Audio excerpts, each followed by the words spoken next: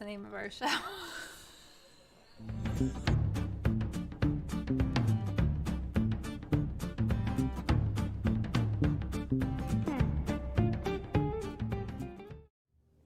Hello, everybody, and welcome to The Large Glass. My name's Todd. I'm Terri. And this is our weekly show where we bring you a new artist live from their studio to talk to. How's everybody doing tonight? It's nice to see you. Hi. Hi. So, what's going on? Any news to tell? Well, I do want to say tonight was the night of my last class. We finished early. That means I didn't miss a single episode during school this semester, so I am so happy. I'm thrilled, actually, Yeah. and I really appreciate that. And I don't know if all of you remember this, but back in the beginning of the semester, sometime in January, we came to you with this like foreboding schedule, like, I'm going to miss 4 episodes. We regret to tell you that Terri won't be present for 4 episodes. We even considered shifting the entire show to Sunday night. We did, but it ended early, so... I mean, thank God for professors who, She's a great professor. She's a great teacher, Yeah. but every once in a while you get the work done early. Yeah, exactly. So yeah. Cool. And it's episode 86 tonight. Yeah, so who do we got in the audience? We have a couple people. We have Don Stormo. Hi, Don. Hey, Don. We have Shirley. And Audrey. And Audrey together. Hi, thanks for coming. Mom is here. Jess Park. Yep, Joseph Barbacci is here with his TNT. Yeah. I love that. Let's see. Jamie Foster's here, 63. Hey, 63, where have you been? I want to talk to you about that little absence there. That's unacceptable. Val Savilli's here. Hi, Val. Nice to see you. John Park's here. Marsolis is here. Great. Thanks for coming, Marsolis. So they're filtering in? He's about 63. I'm joking. You don't need to apologize. Thank you for coming, everybody. We've got a really, really cool artist to share with you tonight, which we're excited about. We're looking forward to that conversation. There's Boo Jazz. Hey. The whole crew is here. The whole gang. So was there a pin winner this week? There wasn't. Why not? I'm going to open our bottle of wine while you explain yourself. There is no contest.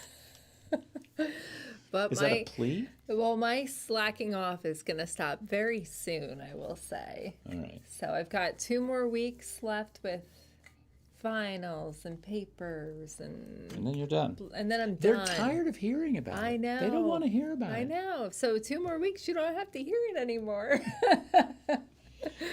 Ooh. So when we talked with our artist, Jeff McConnell, tonight about what we should drink, we came up with primarily a red wine. I mean specifically a Shiraz from Australia, which I'm going to admit we didn't get out to get. But we did wind up with a Chilean cab. So, it's hearty. It's probably along the same lines. So, so be it. Yeah, right? Crack it open. We're going to crack that open. And honestly, given the weather shift and the cold that's recently resurfaced, we call this false spring, and momentarily we bust the red back out again. That's the way it goes. Okay. I've got my glass all ready for you. You do, as a matter of fact. Let's see if we can get something going in there. A little ASMR for everybody. ASMR. I don't want to overdo it on you.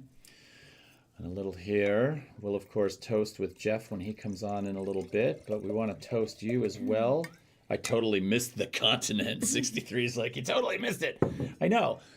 But as continents go, it's a good one for wine, as is Australia, as is Europe, and North America's pretty good, too. Actually, yeah. Unless you're on the East Coast.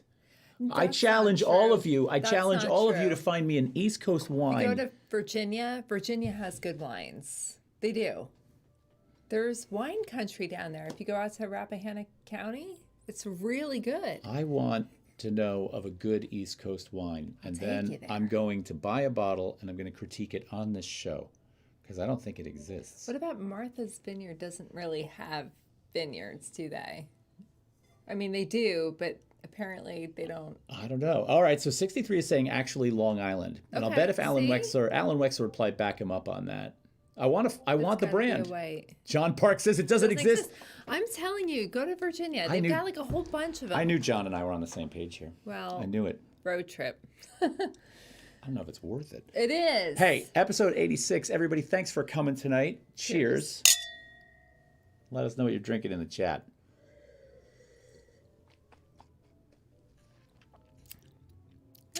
nice. That's a good one. Yeah. I'll take it. Little berry finish. Nicely done. Okay. So what do we have to talk about before we get Jeff out here onto our stage? Well, we have a couple of things coming up in the next couple weeks. Yeah. We have the 100 and Art Tour. That's coming up on April 30th and May 1st. And I believe opening night is April 29th on Friday. Opening night is Friday, April 29th at the Hunterdon Art Museum. That's right. But there's events going on all over the place. Whittemore, one of our partners, our partner, is also having events that weekend as well. Which are going to be on Saturday. On Saturday. April 30th. That's correct. You're going to get to meet the artists. She's got another installation that's a public art installation that's going to be unveiled. There's a lot going on that weekend at Whittemore. So There's a concert starting at 2:00 p.m. It's Mama D and the Vexations, followed by the reception at Whittemore at around 6:00 p.m. which we will Art Tour. we'll be attending that. We will be there, and we're looking forward to interviewing some of the artists while we're there and kind of checking out what's going on. So, if you're out for the weekend, you've got stuff to do on Friday night, all day Saturday, Saturday night, all day Sunday. Yeah. It's quite a It's going to be a quite good the weekend. deal. It's quite the deal. Quite the deal. Let's see. Marsolis is drinking water again. Good for you. That's very responsible, and I appreciate that. As our moderator, we feel that sobriety is probably A good a thing. wise choice. Let's see. Jamie Foster is having Pipeworks Ninja versus Unicorn. I love that. Wow. Joseph Barbacci is knocking back the Grey Goose with Perrier and a twist. Sauvignon Blanc for Audrey. Kayo Mizunara, Oak Japanese Whiskey for Bujaz. Man, Bujaz, I want to come over. I want to check out your bar. That sounds really good. Okay. Did we get anybody else on there? No. Mike is here. Who's here? Mike Rader's here. Sherry managed a wine shop. You'll have to challenge her with the East Coast prejudice. Uh-oh. Uh-oh. I don't think challenging Sherry Biddle Rader on any topic of debate would be a wise idea. I don't know. I could be wrong, but I don't know. Ping us when you're in Chicago. Will do. I love Chicago. Chicago. You got to say it like that. Correct me if I'm wrong, but I think that's how you say it. Alan Wexer says, I am not drinking Manischewitz. Okay. I can't tell if that means he is drinking Manischewitz and is just denying it. I think that's what that means. Alan, it's nice to see you. Thanks for coming. Let's see. What else do we... Yeah, good for him. No. I don't know. Well, either way, it's good to see you. Okay. What else do we have? Oh, support. Todd's like, you're going to talk about support tonight. I didn't command you. He recommended it. So we're going to talk about support. It's really easy to support us. You just go over to our website. There's a little link to click. I believe it says support us. The tab of support. Yep. And on it, it has multiple tiers that you can subscribe or support us for. It could be anything from like a cup of coffee to a whole membership. And we go out in your yacht and float around together. So whatever you feel like doing, we're game. Okay. There you go. Good job. Good job. All right. Oh, my God. Okay, yeah, on the support thing. By the way, if you are here and you're new and you're here to see Jeff on any of the 3 platforms, whether it is Facebook, YouTube, or Twitch, please follow in the appropriate manner. On Facebook, it's giving us a like. On YouTube, it's subscribing and hitting the bell. And on Twitch, it is actually a follow. Now, there is a subscription on Twitch, but that is a paid subscription. If you felt so inclined to do something like that, thank you. We love that. But please just give us a follow as you... we'll get notifications about when we're coming back on. And we've got an awesome lineup all the way into the summer. We do. So getting some of those oligarchs. Getting some of those oligarch YY. Yeah. Oligarchy. Getting some of those. Sorry, miscue. That's okay. We can't comment on everything in the comments. We have to We can't because we pause and we think. We're looking at it and I can't read because I'm old. And... Yeah. All right. No yacht, but I have kayaks. That's cool. Perfect. Yeah. Perfect. We're gonna come hang out on your kayaks. Yeah. All right. So why don't we get We can going? get into it. Yeah. Let's get rolling with Jeff now. So Okay. Let's do that. Well, these next few weeks, we're actually going to be interviewing a couple of different Hunterdon artists. So tonight is no surprise. We love this artist tonight. We have photographer Jeff McConnell joining us from his Hunterdon County studio. He received an MFA in photography from the Tyler School of Art in Philadelphia, and he's been featured in numerous exhibits, mostly internationally as well as nationally. We're mostly going to focus on some pinhole photography and some cool stuff like that tonight. Ladies and gentlemen, please welcome Jeff McConnell. hi, Jeff. Hey, can you hear me? We can totally hear you. How's it going? I feel pretty good. Huh. I need a warmer background though. I think your background Look at looks the colors great. here. I like a lot of the artwork that's going on back there. Yeah, it's kind of collage, isn't it? It's a good little collection. So thanks for coming on the show. We really love to have you. And as you know, you and I are both familiar with. I curated you into a show once, and you've had shows around the area, and I'm familiar with your work and was excited to get you on to talk about it. And of course, I want to reveal some things about some of your traipsing around in the neighborhood and what you do. So we'll get to. Oh, you see? What's that? No, I just realized I didn't bring sun cans. They're all over there, so I might have to get up and go grab them. You can. That's okay. We've had We've had artists artists. pick up their computer and walk around with it. So It's a bit unsteady. I'm leaving that way. Okay.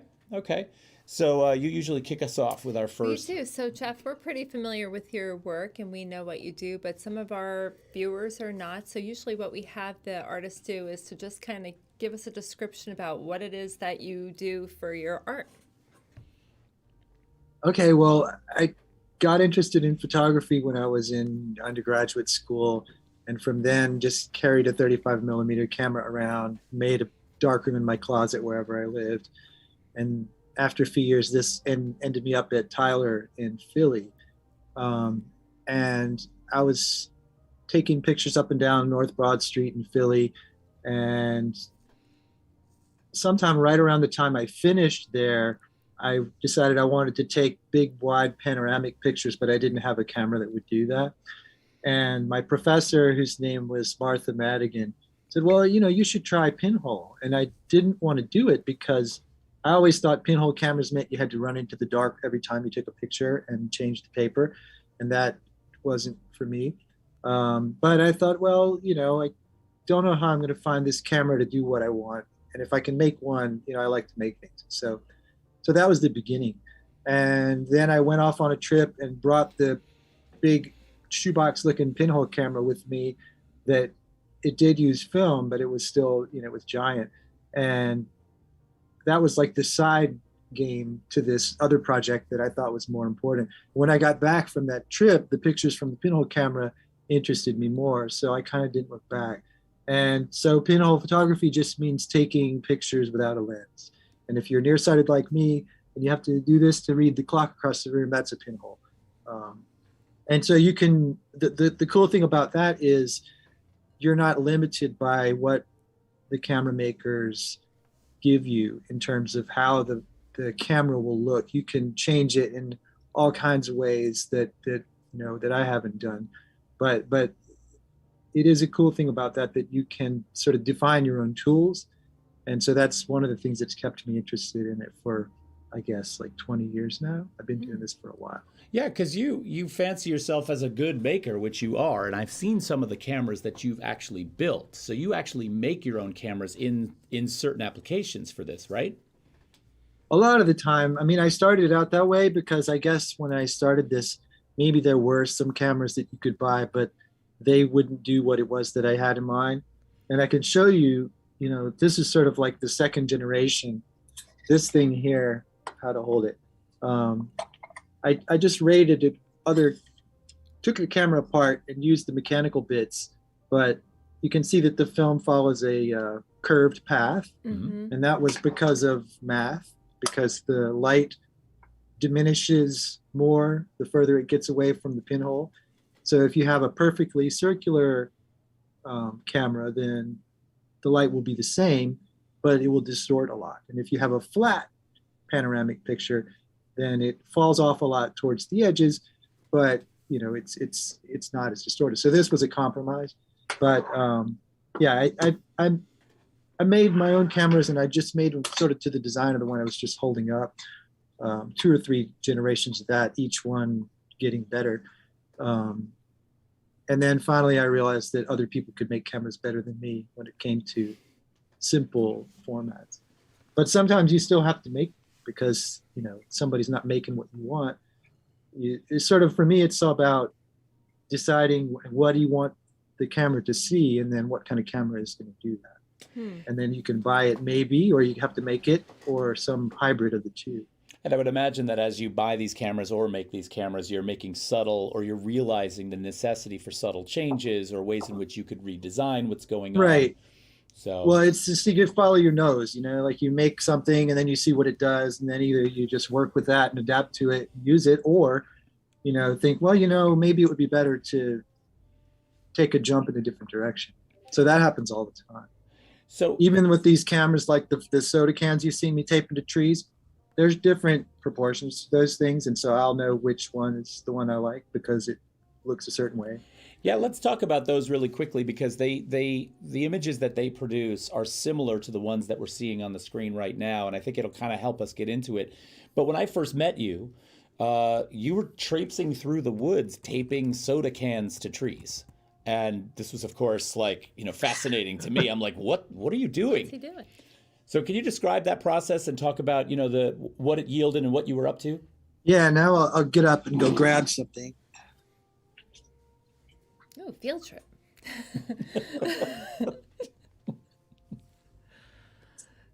So that picture you see, well, here's another one. And this one's also for a pretty short time. And you know where this is, because actually somehow I remember you driving by and seeing me put the camera there and mentioning it later. And it's just up there, where David Post Road goes, the other side. Oh, yeah. It's that tree, which might have fallen down in the meantime, just a few years ago. But anyway, here's a camera. It's just an old soda can. And back when I started doing this, I never bought anything that came in cans, but we have drop-off recycling here in rural New Jersey where I live. So I would just go and collect the cans, and my kids would groan every time. Like, no, don't. Because usually they were beer cans and they smell terrible. And I would just wash them up. Well, plus their dad was picking through the garbage, Yeah, it's environmental reuse. That's right. But if you take photo paper and coil it up and put it inside a can like this, and then line up the gap where there's a hole there, and then you just attach this. If you've ever done darkroom photography, then you'll know that if you cut your little test strips and then you turn on the light, then they turn dark. So what happens after you leave a camera out for a while is it will become a negative, and it's just on the paper, and so then you take that, flop it on a scanner or take a picture of it and treat it in Photoshop. Invert it, essentially. This one has been put in Fixer, and I don't usually do that. I was experimenting at the beginning, and so I have some that are light stable, but for the most part, they're not. And so the arcs that we see sort of coursing through this image, that is... The sun? That's the sun. And the sun comes up on one side and goes up till noon in the middle, and then because of the fact that the paper's curved, like if you had a flat piece of paper, it wouldn't make such a pronounced curve. But it's just a long exposure picture recording the sun traveling across the sky. When you say long exposure, about how long was the length of time that this was exposed for? That one's probably only a few weeks. When I first started doing this, I decided I needed to make them from the equinox to the solstice or vice versa. So they were about 3 months, and I made lots and lots of those. Those have a wider band of the sun in the sky. And eventually I kind of got tired of that and thought, well, let's, see what you can do that doesn't have to look like that. So sometimes I'll leave them out for a year and a half. Although once it's up for 6 months, then, this one was from traveling. So that was how long I was there at that particular place where there was water. It's a nice way to mark time on some level, and I love the sort of the the sky almost as drawing tool to sort of function as a demarcation of a duration, whether it's the time you spend in Europe, wherever it was you were, or some other reason for putting it up for a length of time.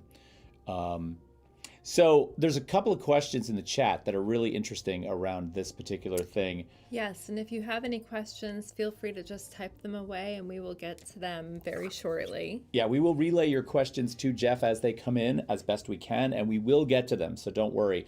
But our one viewer, 63, says, pinhole is great. I've been using wooden zero image for a couple of years. And then Mike Rader asks, he goes, that's beautiful. What would be the result if you made two, he says 3mm, but two holes into the camera like our eyes? Would there be a different result? I tried, I mean, I've done all versions of that with, 2 or 3 or 5 holes. And I tried some that were like this one, actually. You see this streak going straight up. This is done in Mexico where the sun goes much more straight up. And the camera was attached to a door. And I didn't realize that door was going to be in use. So all day long, they opened and closed the door, and it made those streaks across the sky. Oh. But about multiple pinholes, though, I did make some cameras, and I used cylinders and put 2 holes in it in the right distance that they would be stereo. Because I thought, well, would it work? Right. Would they be stereo pictures? And the stereo kind of worked, but you still get multiple images. So yeah, I've tried. Interesting. A lot of variations of these things. Some of them kind of by accident, but because again, it's all about experimenting. Right, which is one of the things I love about this, and I want to get into in a little while. I do love how incredibly stable the architecture and the landscape is in a moving door, but how unstable or unpredictable the sun was. I mean, obviously that's because it's brighter. I understand the mechanics, but it really makes for the unpredictability to kind of do something totally different. I should tell too that this place, it's there's a Mexican artist named Francisco Toledo, and he bought an old textile mill complex and turned it into an art center. And there's a whole gang of people down in Oaxaca, Mexico, who have a festival of pinhole photography that's happening right now. And it started out as being Pinhole Week because someone contrived a holiday for pinhole photography, which is at the end of April. And so they call it the week of pinhole photography, but by now it's about 2 months long.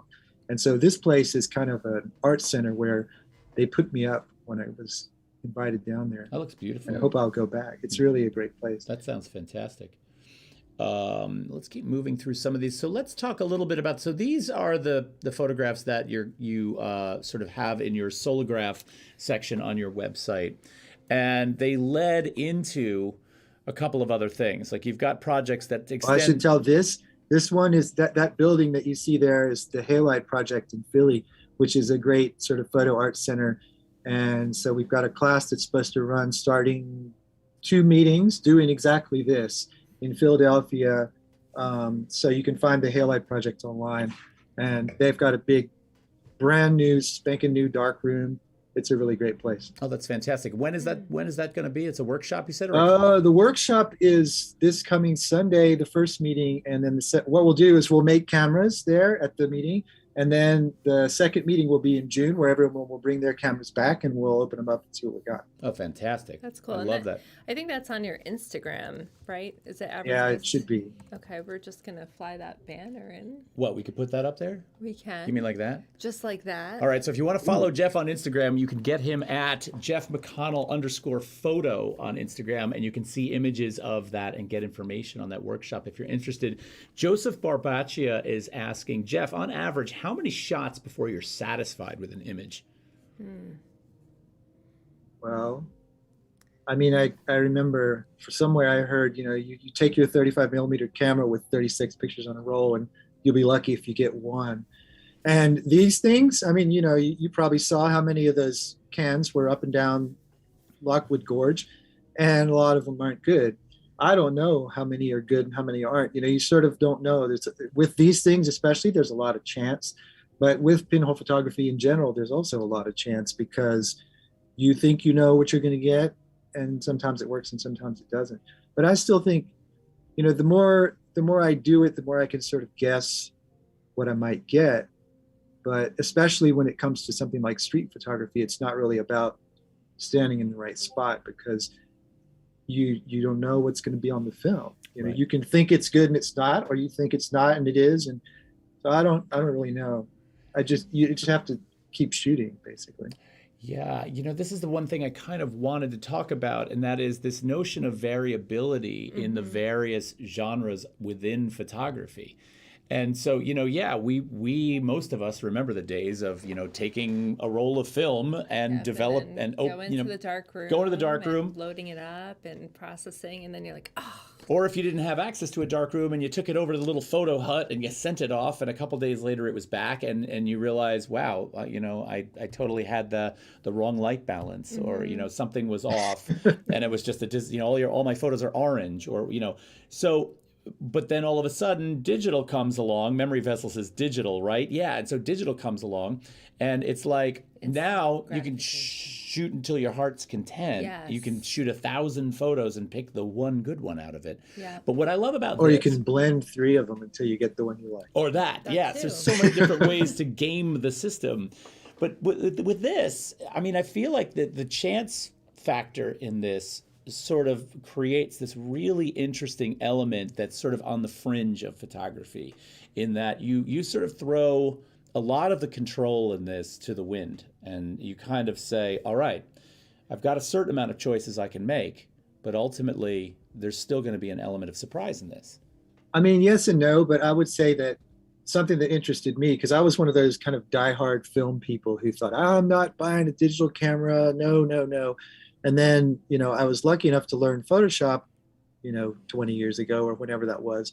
And it's really useful. And so for these pictures, what you get is this latent negative, which is a piece of paper, and it never looks like, this one's not really post-processed all that much, but you can adjust the color, you can adjust the contrast, and you can do it in ever increasingly sophisticated ways. For example, this one, if you didn't do anything to it, it would probably be blue. You can choose different kinds of photo paper and make these kind of images. And depending which paper you use, it'll invert in different ways. But then there's always latent color inside there somewhere. And if you tweak the buttons that are available to you in Photoshop or some other image software, then you can get it to look different ways. And I know one person who makes really amazing images who told me that she just started out by making them all her favorite colors.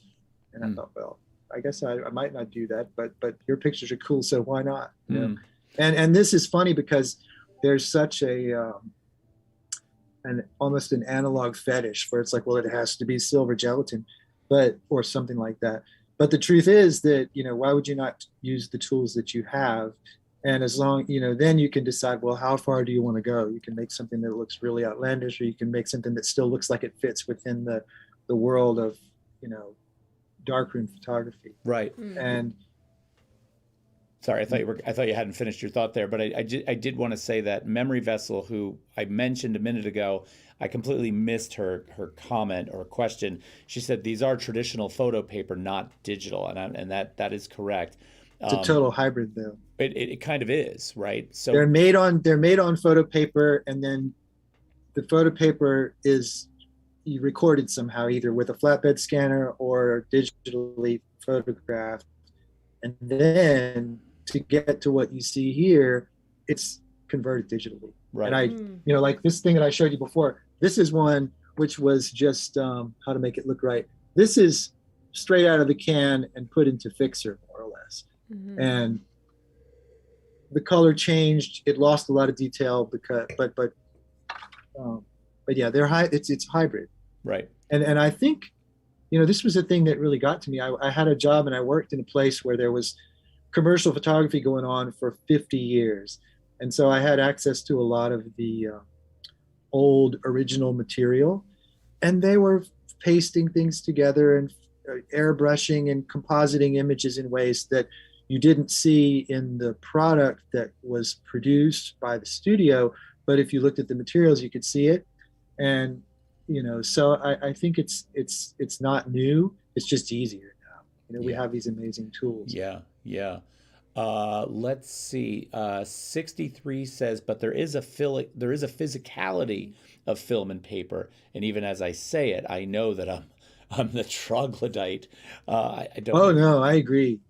I'm right there. I mean, some years ago, and Todd, you probably remember this too. Like I got worried because all the different film stocks were disappearing, Yeah, and yeah. and I thought, well, how long until we can't get film? I got to do something about this. So I learned how to do wet plate collodion photography. I saw And I you still doing have that. this stuff sitting Oh, around here, so beautiful. and I'll probably do more of that eventually because I'm right there with you. The actual physical reaction and the direct recording, it is important. I'm not saying it's not. It's just that then you don't have to stop there. Yeah, I saw you working on that wet plate photography, and I was absolutely blown away. It is such a lush, mysterious dreamscape of an image. It's just fascinating to me. And with some of the work, some of the interest I have in like cabinet cards and older, earlier forms of photography, I've been kind of going down that rabbit hole a little bit, looking at that process. So if you ever do that again, I want to come I to have your. all this. Even there's the fridge there has got collodion in it. I don't know if it's still good, but I bet it would work. I want to come up and watch you do it. And actually, now we've Yeah, got we people should saying, do it. people are like, me too, me too. They want to come up. So memory vessel I is. stopped doing it. I started this project going around doing portraits, and then I had small kids, and I quickly realized that going around doing location shoots with wet plate collodion and an 8x10 camera took more time than I had. So I shelved it, but I didn't get rid of it. So Good never say move. never. Good move, because you can get Like that this back. picture here, now that this thing's up on the screen, it's from the woods in South Carolina for probably almost a year. I just put it there, and then the next time I could go back and got it. And there might have been more than one pinhole because look how blurry the trees are. Right. And it was probably done on some really old fiber-based photo paper, and therefore, strange that fireworks appear. Texture, yeah, I could see that. And so it's the old fiber-based paper can be very contrasty and very subtle, and so the original negative of this was probably very thin, as you would say, but it's paper, so it's not really thin, but it would look underexposed. Well, I imagine if you leave a camera out in the woods for some time and it's exposed to the elements, I would assume nature takes its course a little bit and creates more holes in the camera, and then there's more exposure. Animals can do and, this. Yeah, I'm sure, and it's going to affect the image and. Or those fishermen you guys have outside your house, they don't like them either. Yeah, just real quick, Memory Vessel's asking, she said, I came in late. Did you explain how you capture or develop the negative? And we did. Jeff did actually explain that, Tracy, but essentially the answer to that is the paper's being burned in by the pinhole, and then he's taking that, what is essentially a negative on paper, scanning it, and then I guess... Yeah, I'll say, inverting. Actually, there is no processing. And this was the thing that stuck me, because the guy who first explained this to me is a friend of mine who lives in Spain, and he's a chemist, and he was really puzzled by the fact that colors appear on black and white photo material. But yeah, you just, there is no chemical processing. If you took that paper and put it in a developer, it would just turn black. So, because it's been exposed to so much light that I'll show you. Here's another one. This is multiple pinholes across like more than half a year. That's gorgeous. It's a pine beautiful forest. piece. What size are these? Alan Wexler's actually asking what size they are ultimately when you do produce them. Oh, well, when you print them, I mean, I've shown them. They're always inkjet prints because they're digital files, and they've been exhibited sort of. Well, there was a show at Whittemore. They gave me a show there, and you were involved in that, right? Yep. So those were sort of the biggest ones, and I put them on the wall in Mexico that were a little bit bigger, but actually I just made a whole bunch of big prints that are like 30 by 40. It's a and great so size. if anyone has big walls, then we can put them up. But because I think they would scale well, some of them. Yeah. No, I love them at that size too, because when they're interesting when you pull them out of the can and we see that little piece of paper in your hand. But through using the technology you have, it's an opportunity to really see them at a scale that feels a little more appropriate. Again, photography, usually you have a negative, which is not the size of your final print. And how you get there, it used to be you'd have to sit with an enlarger and do it. And now we have other choices. True. True. That, yeah, and I mean the connection there makes total sense. I am absolutely in love with this piece. That's Lake Solitude, of course. It Yeah. has to be.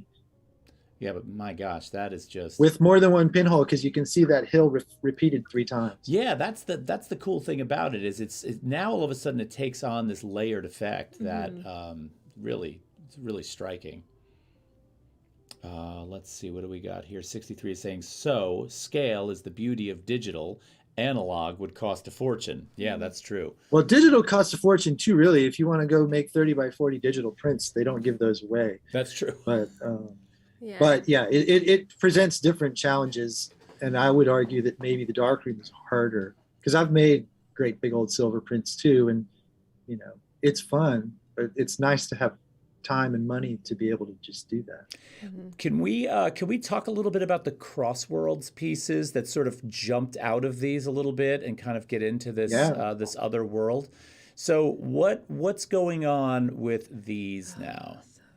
Well, Crossworlds, this is still just another sort of local solar ground, but I was invited to be part of a show in Germany by a friend of mine named Marcus Kessler, and I went there, and one of the other people in the show was Diana Pankova from Belarus, and she was making solographs too. There's a whole pinhole gang there in Minsk.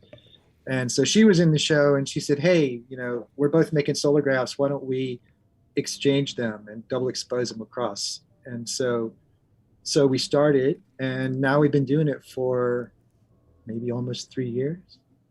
Yeah, because it was probably 3 years ago in April that show was in Germany. So you're exposing here, and then you send the yet to be further exposed image over there. Right. Instead of putting it on a flatbed scanner, which puts out so much light that it changes the paper, I'll just take a digital image of it and then send them off. And most of the papers, we do the regular soda can size ones too, but we use film cans a lot, because in the city, film cans are better for your size of your camera because they're less obtrusive. Are you talking about like a film canister, like a little gray, like this 35 millimeter canister? Yeah, and actually, Jeff, while you're up, I believe Memory Vessel was asking to see a pinhole camera as well. So if you have some examples. There's a whole bunch of pinhole cameras here. I was going to show them. So yeah, here's the 35 millimeter film can compared to the regular drink can. Both So I sort of figured cameras. This has more chance of being considered a bomb by the NYPD, and this people don't even notice. So we usually use these now, and you know, there's photo paper in there, and it works exactly the same way. But yeah, so I'll expose them here in the woods or in New York or in Philly or whatever, and then send them on over there. And she's been moving around because she's been in school, so we have pictures from Poland and Austria and Denmark. Yeah, it's great. Mike Rader says exquisite corpse pinholes, which is essentially what that is. Yeah, it's kind of got a really. I mean, there's in this sort of analog photo world, there's a whole bunch of people who love to do what's called a film swap, where you take the pictures on your roll of film and then you send it off and someone else does it. So it's kind of like that. But you know, it was her idea. I didn't think of this. But and by now, you know, also these solographs has become quite a thing, and there's a lot of people doing these all around. They're incredible. I mean, and I'm just in love with, you know, not only the texture and the layered, but for me, chance operations inside of a controlled environment have always been a key interest of mine, and this fills that so beautifully. It's really hard to plan, but I'll tell you about this one, since we have a annoying war in Ukraine right now, because that tower that you see on the top is that big library in the West Village, and then the other side is a big Ferris wheel in Kyiv. And I went there a couple of years ago for a pinhole photography fest. And so that's when this was made. And so the exposures are short. There's not much sun there. So it's about a week in each place. Just plant the cameras when we got to Kyiv and took them down before we left. And how long ago was that actually? 2 years ago, I guess. Oh, okay. So still a little ways off from what's going on now. But yeah, my friend there, she runs she's been running a pinhole photography festival. It's maybe in the 5th or 6th year, and she's still doing it. I mean, we don't know where the show's going to be, but she doesn't give up. When I went was during COVID. It was great because the airports were empty, and I was glad because the EU wasn't letting Americans in, but Ukraine didn't care, so I could go. Right. Right. Yeah. So 63. Oh, by the way, Mar Solis, our moderator's just loving on this. She's like, she goes, these are so freaking cool. Oh my goodness. And she's like, whoa. So she's totally We have loving so this many one. of them. And There's so many. 63 is saying, so paper versus film stock negative. This is all paper. I have a friend who has done these with film, but I have not tried it myself. It depends a lot. You know, any kind of photographic material, it depends on how much silver is in there. And so I guess it would matter because I know people, this is sort of akin to something called lumen printing. Lumen printing is basically making photograms on photo paper without processing it. Of course, some people then fix them, but instead of exposing it and then putting it in the developer, you just make photograms with, you know, without the benefit of the developer. And this kind of works the same way. And I've seen lumen prints done on film. I can't remember if I've seen these kind of solagraphs. Is there a particular material that you like to use, like a particular paper? Well, when I first started, my Spanish friend who kind of got me into this told me what he liked, and I just used that. And then I decided I would start experimenting. And then the place I worked offloaded all their 30-year-old photo paper to me, and so I started using that. So, but the plastic ones, the RC paper, which is newer, works better because it tends to mold less, unless you like moldy paper, which some people do. So, well, it might, especially if it's out in nature, it certainly adds to the narrative, exactly, and mysticism of the image. So it actually could benefit. It can be really ways. Interesting. Yeah. You know? It might terrify you when you open the can and it smells like that, but you know, we got a couple of questions that I want to get into. So MJ Rodmem is here, first time viewer. So thanks for joining us. Has a question, says, wow, these images are amazing. How would we be able to hire you to do a pinhole solargraph of our property? Ooh.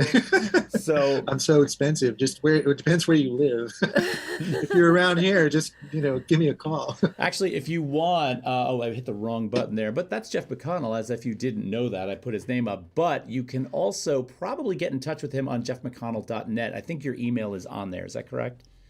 Yeah, I think there's a contact form. Or you can, now that we have social media world, Instagram, Facebook, all those places. Right. So through social media, I'm sure you can reach out. Kelly Gordon is here. Hi, Kelly. It's nice to see you. Kelly. Hello, Kelly. Can you explain why the negatives have color? Well, this was, again, my chemist friend in Barcelona was really disturbed by this because it is black and white photo materials that you start with from this. But you can look at them and see color appear there. And then, of course, like this picture that's shown here has been digitally manipulated to accent it, but it's not invented. There's no color brush. It's just a matter of pulling the curves up and down until it looks a different way. But I don't really have a good explanation for that. My chemist friend said that his theory was that the more light hits the paper, it chemically changes the color of it somehow. And this makes sense to me. Yeah, that's interesting. But it can be very subtle. For example, the background of the picture where there's not a lot of exposure there can be a lot of variation of color in there. And why is that? Yeah, it's magic, I guess. So, well, it's another aspect of the chance operations involved here. And so that to me is, just brilliant. John Park says, for a while, another form of less precise photography that was popular was using Holgas. Have you ever experimented with one of those? I have a couple around here, and Diana camera, and I have too many cameras. They kind of tend to multiply in the dark when you don't look.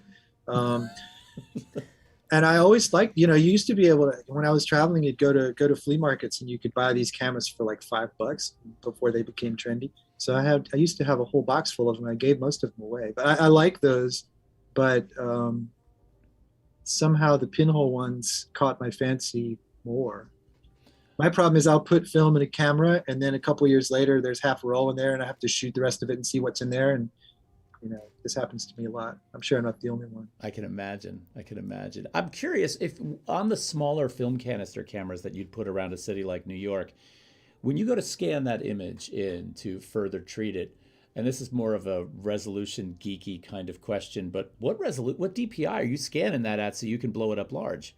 Well, this is a problem because this flatbed scanner goes at a certain speed, and the higher the resolution you ask it to scan at, the slower it goes, and eventually it'll bog down.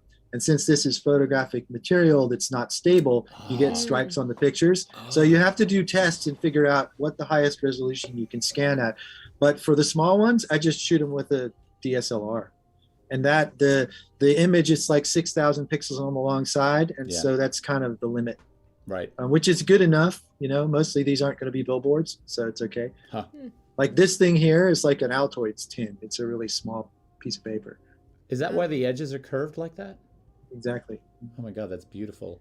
That is beautiful. Memory Vessel earlier was asking about pinhole cameras, other ones. And I remember when we did your show at Whittemore, you had some beautiful examples to show at the show itself. Do you have any of those hanging around? Well, like this one here, this was made by my friend Todd Schlemmer, who lives in the neighborhood of Seattle. And he made 3D printed pinhole cameras.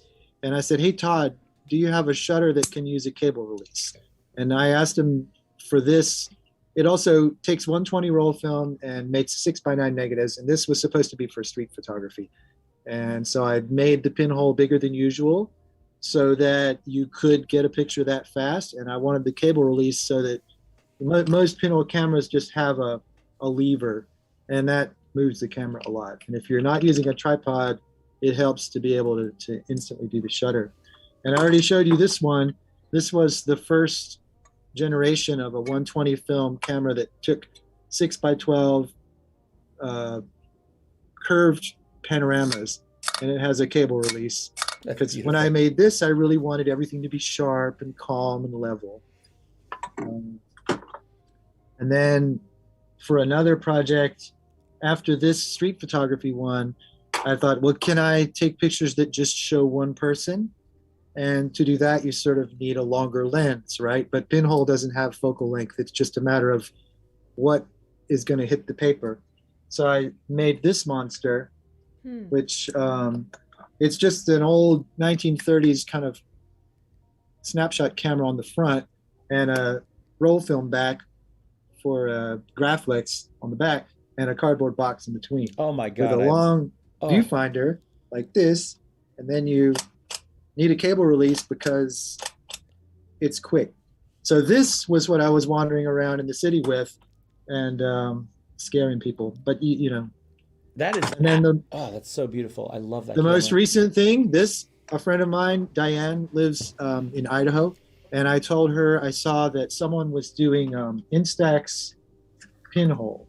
And here's one of the rejects. It's just a little square Polaroid. And I told Diane, I was like, I was thinking of doing that, but I imagined making a camera and then having to have some machine that would process the film. And that's, and she said, well, I've got an extra camera sitting around. Maybe I'll send it to you. And I got it, and it had a setting for pinhole on it. But it was too long of a focal length. And so it sat there for a year or so. And then I thought, what I should do is chop this. So I cut it, and now I had to decorate it. Because you got to amuse people if you're going to ambush them in the street with a pinhole camera. So this is the new project. Oh my God, that long. So there's a few. That long. Of course, there's many more. If you're local, come on over. There's a lot of cameras here. Oh, we're going to come up after the show. I should show you. Where's the? Oh, never mind. Let's see. There's some comments coming in. So Memory Vessel's giving you a big old heart emoji for showing those. So that's a big thanks. Ben Hagenbush says, wow, this picture looks like something from Tron. I kind of like that. John Park, have you ever tried using a drum scanner? John, I got to tell you, I used to work at a company where I actually had to mount slides on a drum scanner with baby oil so that they could be scanned. And it is an absolutely fascinating machine. But Jeff, have you ever done that?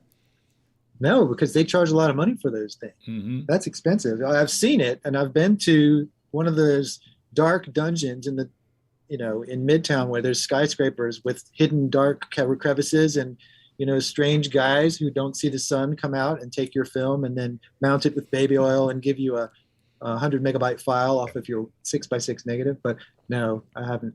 I don't know if it would work on something like this, again, because it's not light stable. I don't know enough about drum scanners to know, but it's sort of the faster you can get it, the better. With any other kind of sort of light stable negative, of course you could do that. Well, because these are using a laser and they're only hitting a very small portion for a brief moment. Yeah, it might work. It might work. That'd be an interesting thing to see. It could have. But then you just think about, you're going to take the most specific, most accurate scanner and scan something which was a soda can with a needle hole punched in. There's like a strange dissonance there, right? I actually love that. I love that. From the ultra. Someone has surely done it. Yes. But they have a better budget than I do. From the ultra random to the super precise. Let's see. I'm looking.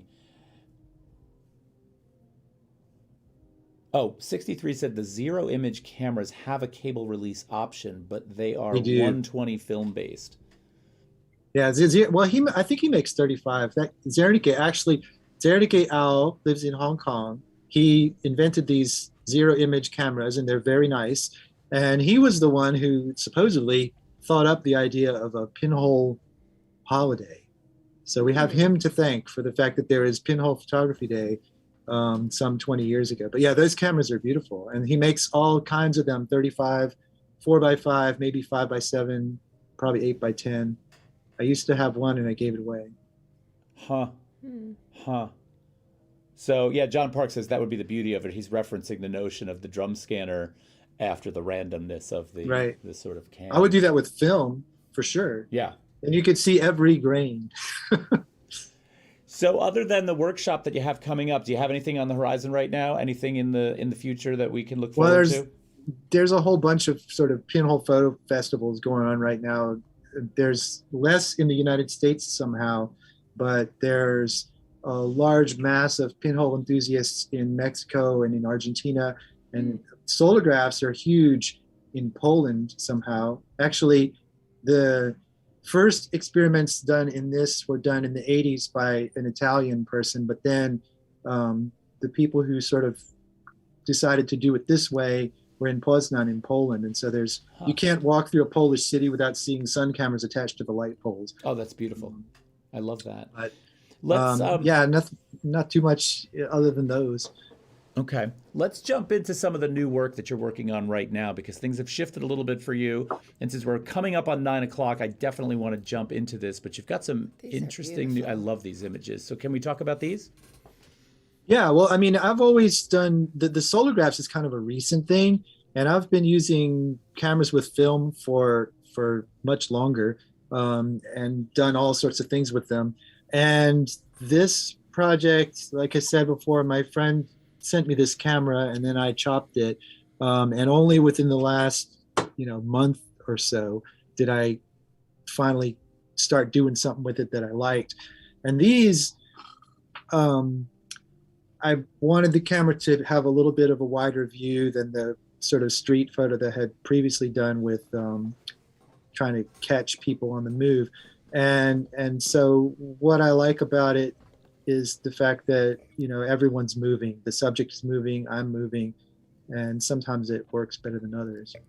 Yeah, there's some in here that are really haunting. Just to jump back into the questions real quick, Val Civilli was asking about the earlier solograph, if it was a single exposure or multiple shots. And I think we were still in the Cross Worlds photos at that point. Is that right? Those are all doubles. Yeah. If the last batch were all here and there, different places. Gotcha. So then you're actually in motion at the same time. I didn't realize this with these. No, there's no tripod. When I first decided to do these with this really long camera here, I thought it would be on a tripod. There's a tripod screw here, but you just can't. People are moving. So this one, it's really quick. And these are shot with that camera that you just picked up. Yeah, the one that's covered in stars. Gotcha.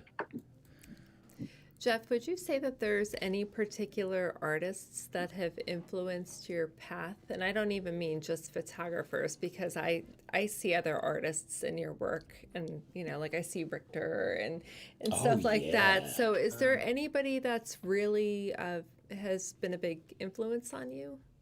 I mean, I came mostly from photo world. I mean, it makes me really happy when people say things like that, like not these, but the previous black and white sort of street figure photos.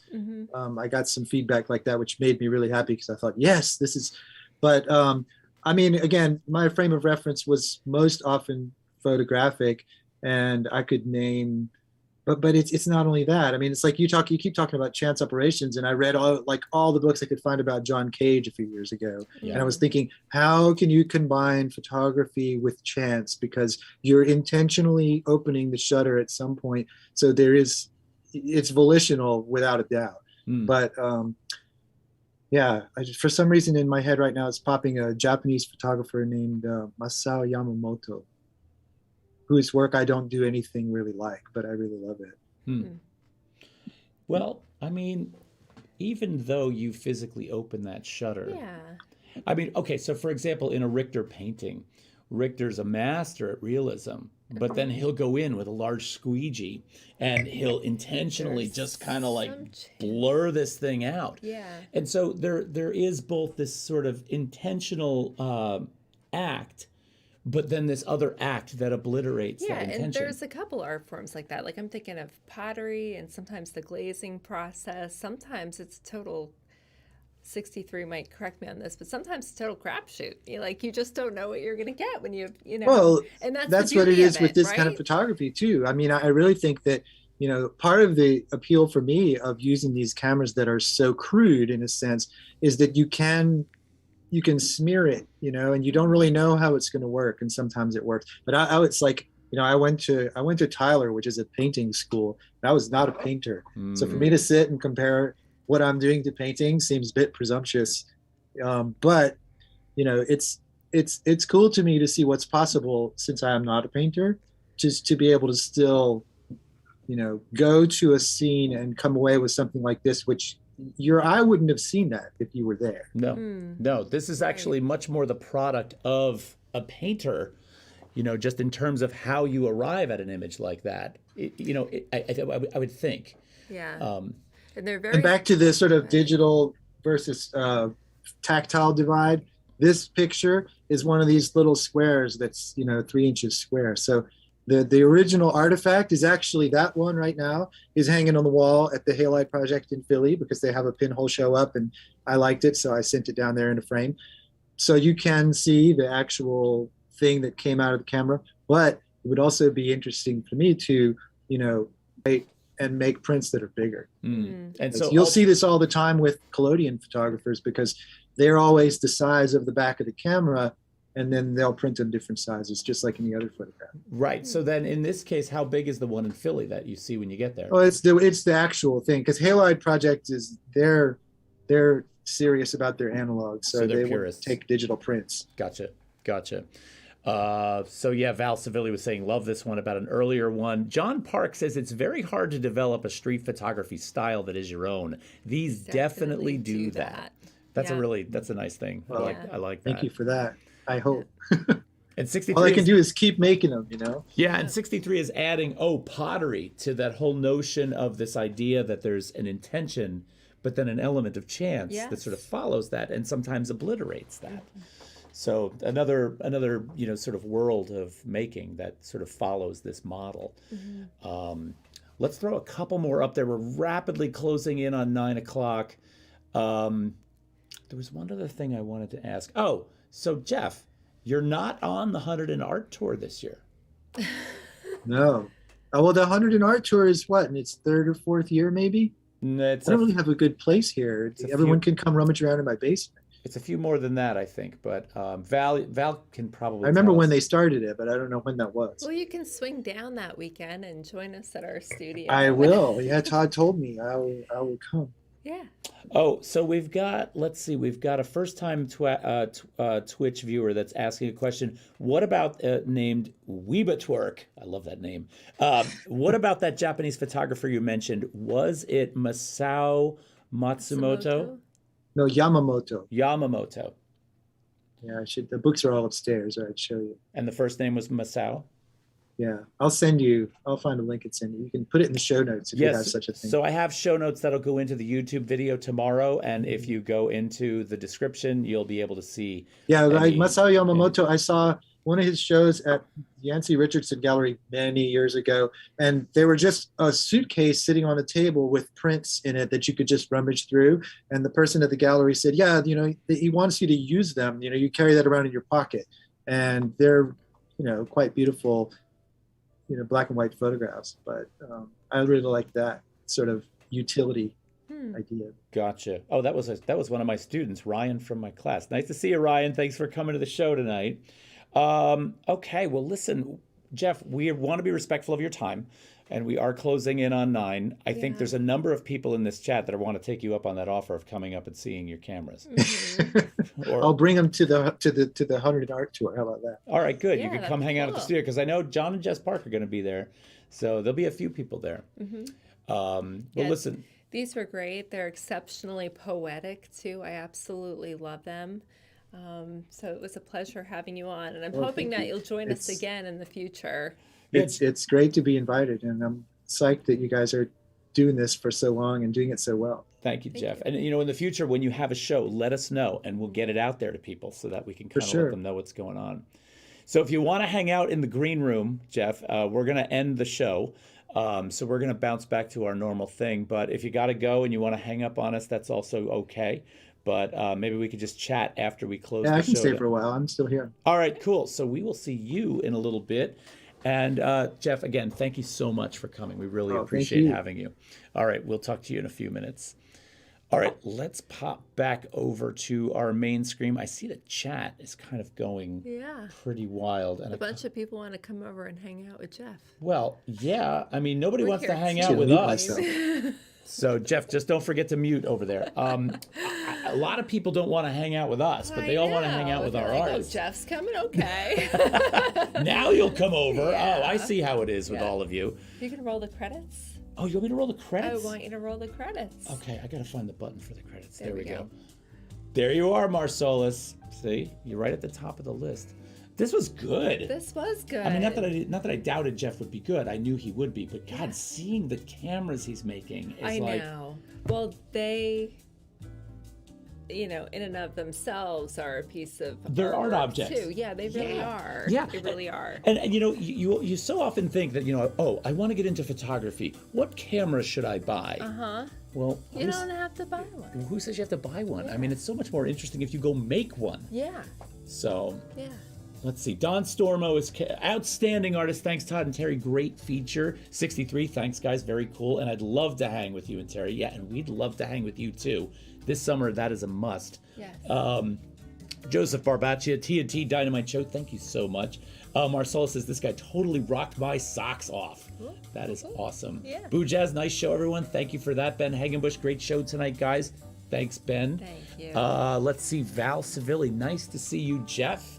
I know Jeff can still hear us, so Val, he heard that. Yes. Mike Rader, Potato Head, great show.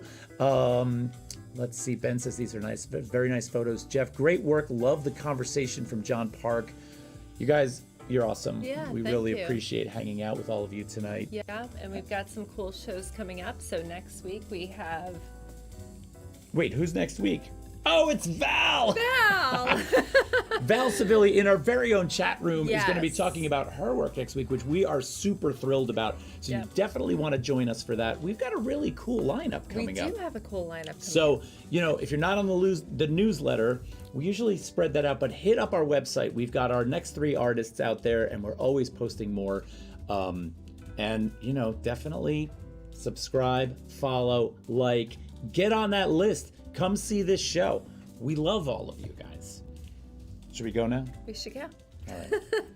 Anyway, thanks everybody. We will see you next week. Make plans for that 100 in Art Tour. We want to see you. We do. We want to see you there. That's right. All right, everybody. Cheers. Have a great night. We'll talk to you soon. Take care.